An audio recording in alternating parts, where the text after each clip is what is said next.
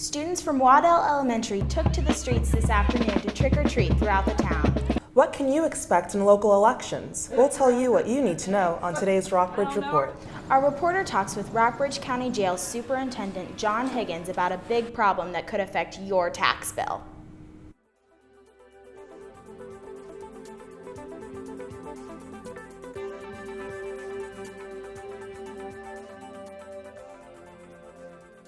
Hello and welcome to the Rockbridge Report. I'm Olivia Hampton. And I'm Sarah Jean Vallon. Political leaders in Rockbridge County are looking at historical trends to get an idea of who will win the state elections. Traditionally, if the White House is Democrat, the governor in Virginia has always been the opposite. That's usually. So that's one thing still going for us this year is that people want that balance. They don't want all of that power being on one. History also says that Lexington will vote Democrat, Rockbridge County will vote Republican, and Buena Vista could be a toss-up in Tuesday's election for governor. Others think that history may not be the biggest factor in Tuesday's election. It's all about turnout. It just depends if we can get our people out, whether it's in Buena Vista or Lexington or Rockbridge, we'll give the edge to our candidate. We just don't know who's going to come to the election. But local observers say mudslinging from both Republican Ken Cuccinelli and Democrat Terry McAuliffe and the party warfare in Washington are turning off voters. They say that could decrease voter turnout. Tune in Tuesday to the Rockbridge Report starting at 7 for the latest results from the election. It should be smooth sailing for candidates in Buena Vista on Tuesday. Frank Diaz explains. Mayor Frankie Hogan, Commonwealth's Attorney Christopher Russell, Sheriff Randy Hamilton, and incumbent Ben Klein in the House of Delegates all share the same luck this election season in Buena Vista. They are running unopposed. In fact, the city treasurer, commissioner of the revenue, 3 city council seats, and 4 school board seats are also uncontested. Arlene Garrett, general registrar for Buena Vista, wouldn't comment on camera, but she says it's obvious why some offices are uncontested. She added, "Everyone is satisfied with the people who are already there. I personally would like having a choice, but what can you do?" In fact, Garrett says Buena Vista changed its elections from the spring to the fall in 2012 in hopes of getting more voters to register. Garrett added that the city wasn't sure if there's going to be any change in voters because many people don't move into Buena Vista. Klein's 24th legislative district includes Lexington, Buena Vista, and all of Rockbridge County. In the 2009 general election, Democrat Jeffrey Price ran unsuccessfully against Klein. Klein's office couldn't be reached for comment. Buena Vista has 3,945 registered voters. 464 of them are inactive.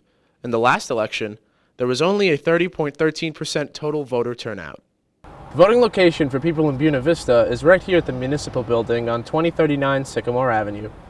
For the Rockbridge Report, I'm Frank Diaz. The voting booths will be open from 6 a.m. to 7 p.m. on Tuesday. Rockbridge County Supervisors Rusty Ford and Buster Lewis face challengers on Tuesday. Their opponents say the Board of Supervisors hasn't done enough to bring economic development to the county. Chris Green and Ben Swisher hope to beat Carrs Creek incumbent Ford. Rich Kopp will run against Walkers Creek incumbent Lewis. Both Lewis and Ford have defended their work on the board. They say there's still more for them to do as supervisors. Local elections are nonpartisan, but Kopp and Green have support from the Rockbridge Tea Party. Glasgow will elect a new mayor next week for the first time since 1981. Mayor Samuel H. Blackburn is giving up the seat he has held for 32 years. Ruby Ogden Clark and Monica J. Dock are vying to succeed him. Both currently serve on town council. 3 of the 6 seats on the council are also being contested. 4 candidates are running for those. Andrea Andy R. Bradley, John H. Hill, the Reverend Jeremy R. Kilgore, and Curtis D. Preston have no previous political experience. Glasgow has 575 registered voters. 2 seats are up for grabs on the Rockbridge County School Board. Tony McFadden and Lori Strong are running for the Carrs Creek seat. Kevin Brooks and Jason Harris are running in the South River District. Those seats opened up as Ben Swisher left the school board to run for the Carrs Creek seat on the Board of Supervisors. Jay Lewis decided not to run again as the South River member. School consolidation has been a hot topic for all of the candidates. McFadden says the board should also think about standardized testing policies. Our teachers are focused so much on that they can't teach outside of the box that it's put them in. And I think education, you have to be a little more outside of the box, a little more freedom needs to be given to the teachers. And if it is mandated on us from the states and the federal government, then we as a school board need to get together with the other school boards and we need to go to Richmond. The final campaign weekend for the election is coming up, and the two leading candidates for the governor are pulling out the big guns. I give you the next governor of Virginia candidate tonight. Good afternoon. Many of you helped us win races to prevail in, outspent in all three of those races. The real question is, can those of you who get up and worry about getting your kids to school and putting clothes on their backs and foods on the table and living your dreams, will you care as much as they do and show up and vote? Election Day is just 5 days away, and the Rockbridge Report is your home for election night coverage. Right here on Comcast Channel 18, we will bring you live updates every hour on the hour, beginning at 7 p.m. We'll have reports from the Democratic and Republican parties' election night headquarters, plus expert analysis of the contested races. And all night long, we'll provide continuous updates on the rockbridgereport.com and on Twitter. Coming up, we talk to local trick-or-treaters. And spooky weather hits much of the Midwest. We'll have a report and we'll have your weekend forecast as well. NFC, AFC, offensive linemen, defensive tackles, quarterbacks, and cornerbacks are all living united to ensure the academic success of millions of kids in our communities all the way to graduation day. But that won't happen without you. So take the pledge at unitedway.org. Make a difference in the life of a child. Suit up like your favorite NFL players and become a volunteer reader, tutor, or mentor with United Way. Did you know kids who play outdoors have healthier lungs? Totally. Did you know that boys that play with dolls make better husbands? My son has lots of dolls. But did you know terry cloth diapers breathe better? I did. It's totally true. Oh, yeah. Did you guys know statistically friendly kids have more friends? Yeah. That's obvious. Did you know most people think they're using the right car seat for their kid, but they're not? Parents who really know it all know for sure that their child is in the right seat. Visit safercar.gov/the right seat to make sure your child is protected.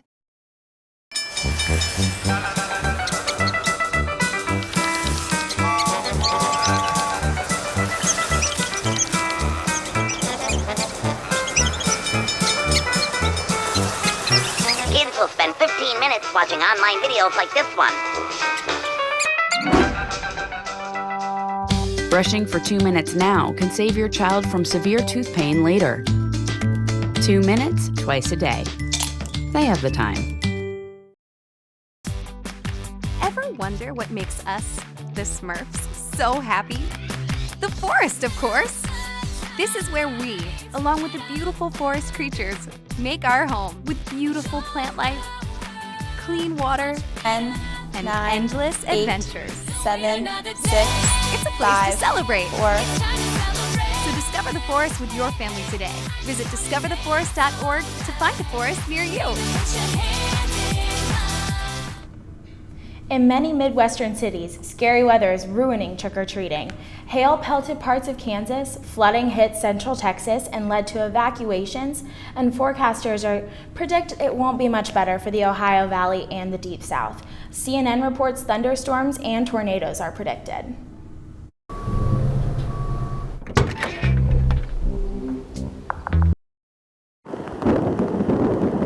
Heavy rains fell in central Texas overnight, causing flash flooding in Austin. Several counties in the area had to evacuate as surging water engulfed the roadways. A massive storm in the nation's midsection is brewing up a wicked pot of wind, hail, and rain. turning Halloween into a ghoulish soaker from Texas to the Midwest and Northeast. Golf ball-sized hail fell in Nebraska and Kansas. Meanwhile, blinding rain and howling winds snapped power lines. Driving was nearly impossible. Further south, 3 inches of rain fell in just 4 hours in Livingston, Texas. Trick-or-treaters in Cincinnati, Memphis, and Houston may have to delay or cancel their Halloween plans tonight, as strong storms are expected to dump 3 to 5 inches of rain. Thursday afternoon, we will make the decision as to whether to cancel the haunting of Old Town. Some last-minute costume shoppers are already thinking of alternate plans. One of the ladies that we trick-or-treat with is going to have a Halloween party for the kids at her house if it rains. If the storms become severe, the safest thing to do is stay inside. We don't need anybody getting hurt at a time when it's supposed to be fun. The East Coast is no stranger to Halloween soakers. Last year, residents in New York and New Jersey were cleaning up from Superstorm Sandy. And the year before, it was a record-breaking nor'easter that dumped snow across several states. Thankfully, Rockbridge County trick-or-treaters will experience balmy temperatures tonight, but remember to pack your umbrella in your candy bag as there is a 20% chance of rain. Let's hear what weather is going to be like for the trick-or-treaters tonight. Take it away, Kenzie. That's right, ladies. Trick-or-treaters may want to get an early start in order to stay dry tonight. As you can see in our current conditions, it's a nice 70 degrees right now, but we do have a 20% chance of precipitation later on this evening.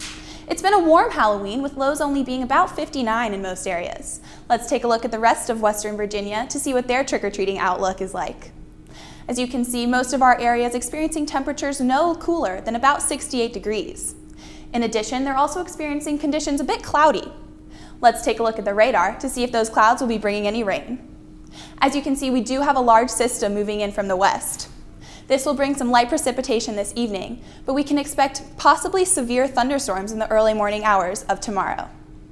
Let's take a look at the 5-day forecast to see if that rain is here to stay. As you can see, tomorrow is going to be a bit cloudy and rainy, but come the weekend, we'll have those gorgeous fall conditions we're used to here in Rockbridge. Saturday and Sunday will be gorgeous and sunny, but the low will only be in the 30s, so be sure to bring that jacket. Thank you, ladies. Happy Halloween, and back to you. Thanks, Kinsey. Coming up, we have the latest on the ongoing NSA surveillance scandal. And Central Elementary is implementing a new learning system. We'll have parents and teachers' reactions for you next.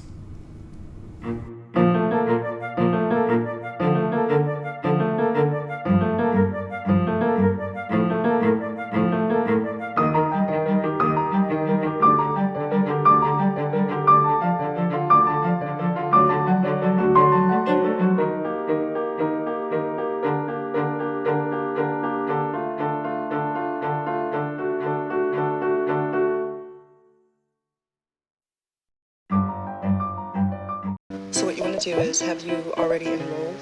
You're doing fine. What did that just do? Select the drop-down menu again. Wait. You're already enrolled.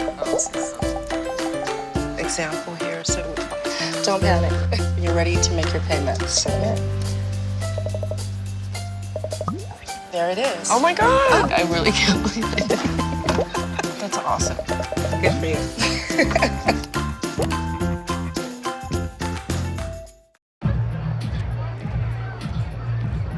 If you drive buzzed, it could cost you around $10,000. You'll face major legal fees, major fines, and steep insurance penalties. You could lose everything.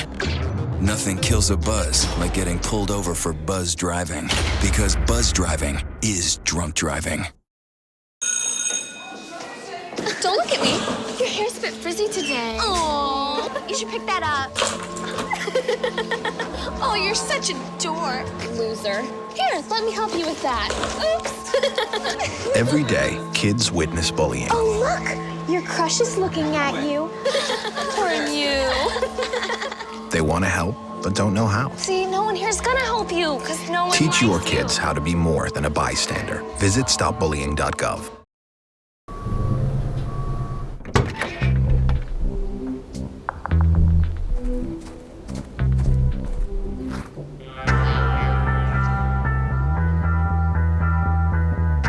When you throw away money on wasted electricity, you're throwing away everything you could have bought with it.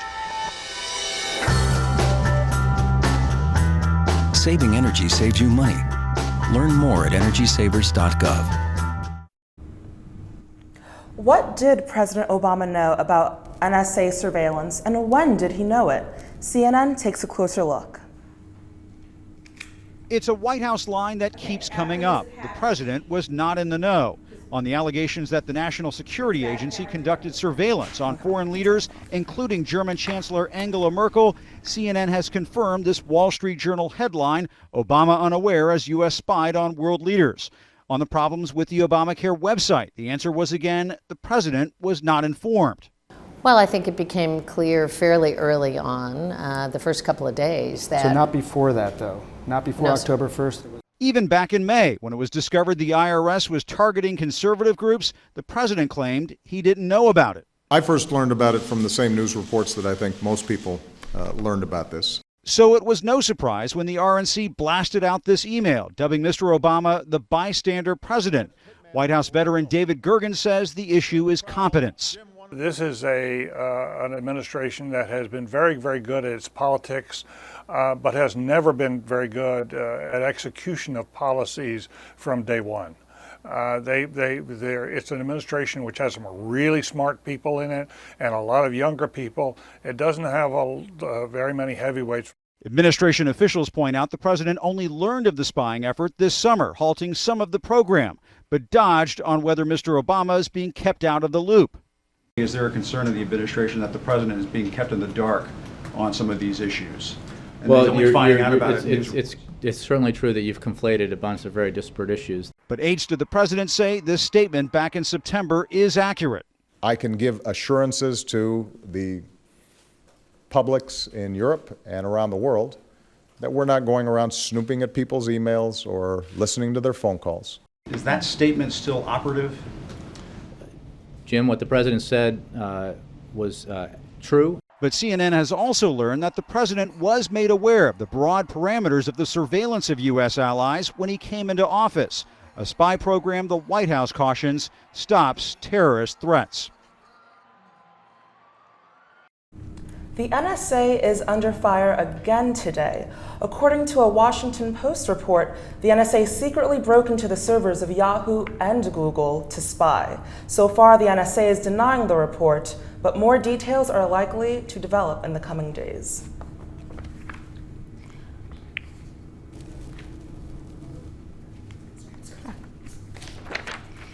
Since 2007, the Rockbridge Regional Jail has seen an increase in prisoners. More drug sentences and rising prisoner medical bills are straining an already tight budget. Sarah Korashif has the story. Makeshift beds on floors crowd the small cells of the Rockbridge Regional Jail. I'm supposed to be holding, I guess, 8 females. I've had up to 25 females, and it becomes an issue. There's nowhere to move them. Built in 1988, the Rockbridge Regional Jail was designed to house up to 56 prisoners, 1 for each cell. But a big jump in the jail's population has forced the jail staff to become inventive with bed space. We went in and added some beds, which made actual beds of, I think it was 98 that we can actually put in beds. In recent years, the jail has housed upwards of 120 prisoners, more than double what it was designed to hold. We've been averaging about 110, 115. We've had some high peaks. We've probably had one of our highest peaks this year, probably about 129, 130, somewhere along in that. Higgins says the rising number of inmates is expected to continue. I guess we did a study 5 years ago, and the study said that we needed, within the next 15 years, 184 beds. Higgins says the increase stems from more arrests by local police and the Rockbridge Regional Drug Task Force. We actually see more individuals going to court. It's not that they're getting more time or less time, it's just you're seeing more arrests. Other more recent factors have also stretched the jail's resources. The biggest operational cost we have that actually changes is our medical. Higgins says the normal operating budget for medical expenses is about $125,000 a year, but the jail has already spent more than that this year. Currently, I'd say we'll go probably close to $200,000 this year for just medical alone. Higgins would not discuss particular inmates, but he did say that a recent suicide attempt of 1 prisoner added to those expenses. Incidents like that, when you have to send inmates out, it's very expensive. For local governments, the increase in operational costs will be sharp. I'd say about 7, 8 years ago, it cost the localities nothing for the operational cost. This current year, it's going to cost the 3 localities, Rockbridge, Lexington, Buena Vista, over $1 million of local money to operate this facility. With the jail no longer able to get money from other localities for their prisoners, Rockbridge County, Lexington, and Buena Vista have to make up the difference. For the Rockbridge Report, I'm Sarah Korehouse-Schiff. A plan to expand the jail was proposed to Rockbridge County, Lexington, and Buena Vista after the 2007 report. The plan was denied because funding needed to be used for schools. Vice President Joe Biden joined the parade of government officials apologizing for the problems with the Affordable Health Care Act rollout. The government's health care website was riddled with technical problems since it launched almost a month ago. Yesterday, it was Health and Human Services Secretary Kathleen Sebelius' turn to apologize, and she held herself accountable. I apologize. I'm accountable to you for fixing these problems. I know that the only way I can restore confidence that we get it right is to get it right. Biden promised that the website will be ready by the end of November. Things are changing at Central Elementary in Lexington. The school is implementing a nationally recognized learning system based on the Ron Clark Academy in Atlanta, Georgia. Faculty and staff are already seeing improvements in student behavior, and many are pleased with the change. Margaret Volsky has the story. For students and faculty at Central Elementary, the new school year kicked off with paparazzi, a red carpet, and 25 new rules for learning. That feeling when you're a kindergartner, the night before school, and you don't know what to expect and you're excited but you're anxious, we want our kids to have that feeling every year. Exciting first days are only a small part of the Ron Clark system of learning. The system, which is based in Atlanta, focuses on 55 core principles of learning that emphasize respect and team building. Principal Ryan Barber is pleased with the changes. And we're challenging the students to behave in ways that we can recognize their good behavior. Barber sent Brown and third grade teacher Melanie Hickman to the Ron Clark Academy in June to brainstorm new ideas for raising test scores and encouraging respectful behavior among students.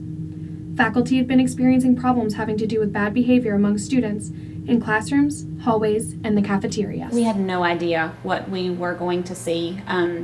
We went with hopes that we would come back with some ideas on how to improve our students' scores academically, but we had no idea what kind of a treat we were in for when we got there. We left with so many ideas. So far, the ideas have been converted into 25 essential rules for learning. The rules are posted in every classroom and on a large banner in the front entrance. Basically, our rules are just commonsensical things like saying yes ma'am and no ma'am and holding the door for the person behind you, and just basic things that our kids need to have instilled in them to be a successful member of the community. Brown says the consistency has been effective. Before, each of our teachers had their own expectations, and we had school rules and class rules, but everybody's room looked really different, and we wanted there to be consistency across all of our grades and all of our classrooms. Barber says some parents were concerned about the program at first.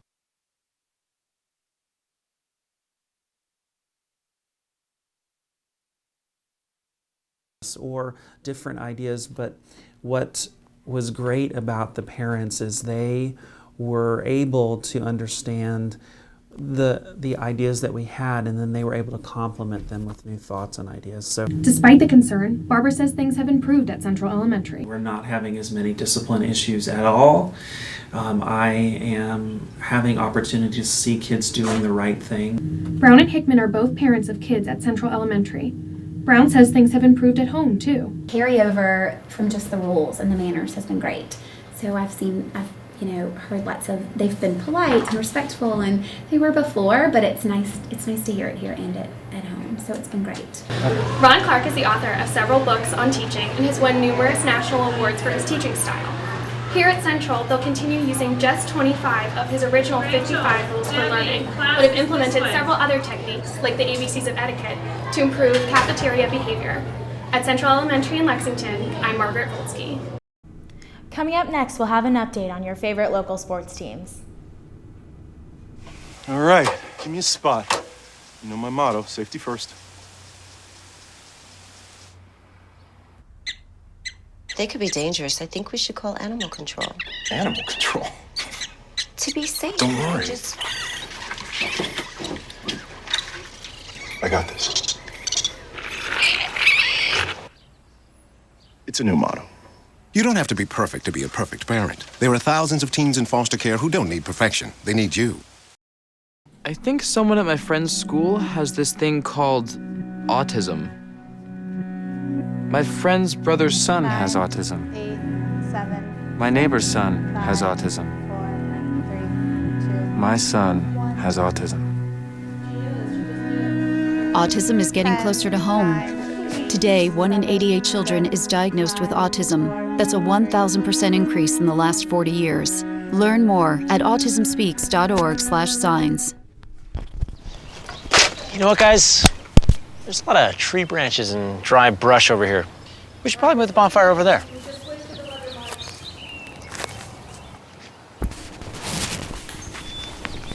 Ten, 9, 8, 7.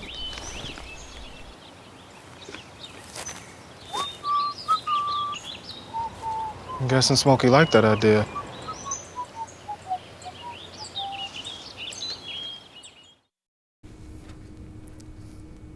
Celebrations in Boston and a full plate of football this weekend. Bella Sparhawk joins us with sports. Bella?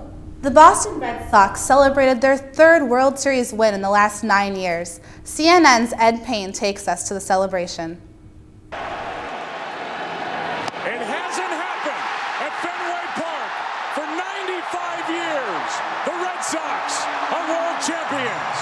The winning play is the Red Sox win the World Series at Fenway for the first time since 1918. The final score, 6-1 against the St. Louis Cardinals in Game 6. It's the team's 3rd World Series title in 9 years. Fans took to the streets around Fenway Park to celebrate the win late into the night. Awesome. Ortiz, hands down MVP. Finally, Steven Drugan on base even.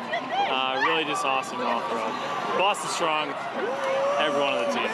The Red Sox win over the Cardinals marks the high point in an otherwise tragic year for the city of Boston.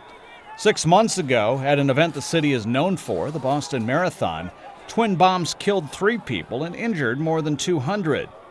The term Boston Strong took on new meaning as the notoriously resilient city came together to support the victims. On April 20th of this year, just 5 days after the attack, the Red Sox paid special tribute to the victims and survivors. Throughout the season, that support has been unwavering. The stuff that happened in this city, we wanted to do something special and make everybody happy and proud of their team in the toughest of times. And hopefully we did that. Well, first of all, I want to say this is for you, Boston. You guys deserve it. We've been through a lot this year, and this is for all of you and all the family who struggle with a bombing early this year. I'm Ed Payne reporting. It hasn't happened at Fenway Park for 95 years. The Red Sox win the World Series. The winning play is the Red Sox win the World Series at Fenway Park for the first time since 1918. The final score was 6-10. It's the team's 3rd World Series title in 9 years. Fans took to the streets around Fenway Park to celebrate the win late into the night. The Red Sox win over the Cardinals marks a high point in an otherwise tragic year. Okay. A lot of college football is coming to you this Saturday. The Catholic University Cardinals are coming to Washington and Lee to play the Generals, while VMI goes to Liberty to play the Flames. SVU is also going to the Apprentice School to play the Builders. In high school sports, Rockbridge County travels to William Fleming to play the Colonels, and the Perry McClure Fighting Blues are going up against the visiting Chargers from Bath County.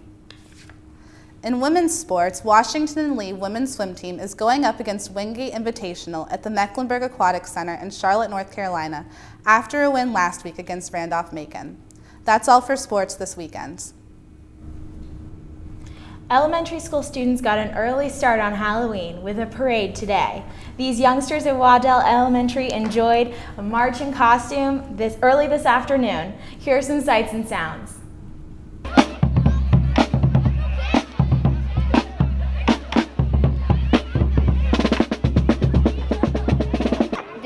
Molly, and she's Mrs. Claus, and this is Alden, my other elf. We're all friends. Hey, I'm your friend. Yeah, I'm your friend.